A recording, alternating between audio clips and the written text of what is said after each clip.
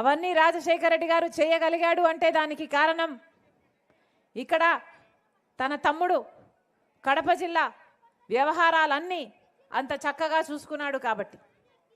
రామునికి లక్ష్మణుడు ఎలాగో రాజశేఖర రెడ్డి గారికి వివేకానంద రెడ్డి గారు అలాగా. మీ అందరికీ తెలుసు, వివేకానంద రెడ్డి గారి దగ్గరికి ఎవరైనా సార్ మాకు ఈ పని ఉంది అని అడిగితే వివేకానంద రెడ్డి గారు వాళ్ళని తన బండిలోనే కూర్చోబెట్టుకొని ఆఫీసర్ వరకు తీసుకువెళ్ళి ఆ కలెక్టర్తోనో ఆఫీసర్తో మాట్లాడి అక్కడికక్కడే సమస్యలు పరిష్కరించేవాడు. అంత అందుబాటులో ఉండే నాయకుడు వివేకానంద రెడ్డి గారు, మీ అందరికీ తెలుసు. కానీ వివేకానంద రెడ్డి గారు చనిపోయి 5 సంవత్సరాలైంది.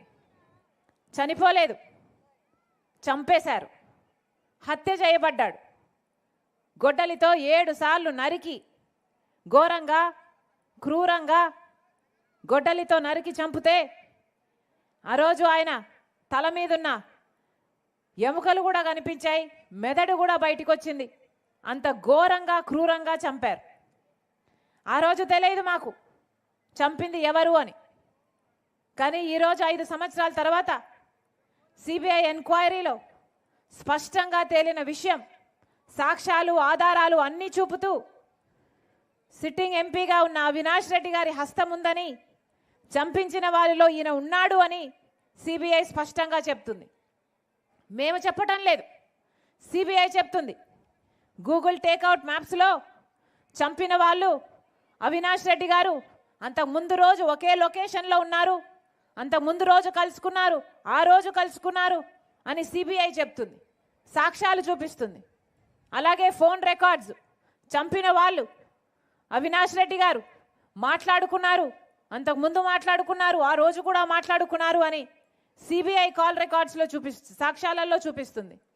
అలాగే 40 కోట్ల కోసం డీలు మాట్లాడుకున్నారు, అందులో అడ్వాన్స్ కూడా ఇచ్చారు, అడ్వాన్స్ కూడా ముట్టజెప్పారు అని అవినాష్ రెడ్డి గారి తిక్కు అన్ని వేలులు చూపిస్తున్నాయి.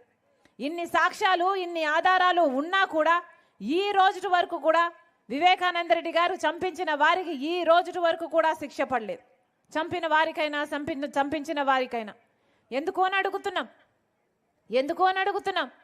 ఎందుకంటే చనిపోయింది, చంపబడింది సాక్షాత్ రాజశేఖర రెడ్డి గారు 2 సార్లు ముఖ్యమంత్రిగా ఉన్న వ్యక్తి తమ్ముడు అయినప్పటికీ రాజశేఖర రెడ్డి గారి కొడుకే ముఖ్యమంత్రి స్థానంలో ఉండి తన అధికారాన్ని అడ్డు వేసి హత్య చేయించిన అవినాష్ రెడ్డి గారిని కాపాడుతున్నాడు కాబట్టే ఈ రోజు వరకు కూడా కేసు ముందుకు వెళ్ళలేదు, శిక్ష పడలేదు. ఇది న్యాయమో అన్యాయమో మీ అందరూ ఆలోచించాల్సిన అవసరం వచ్చింది.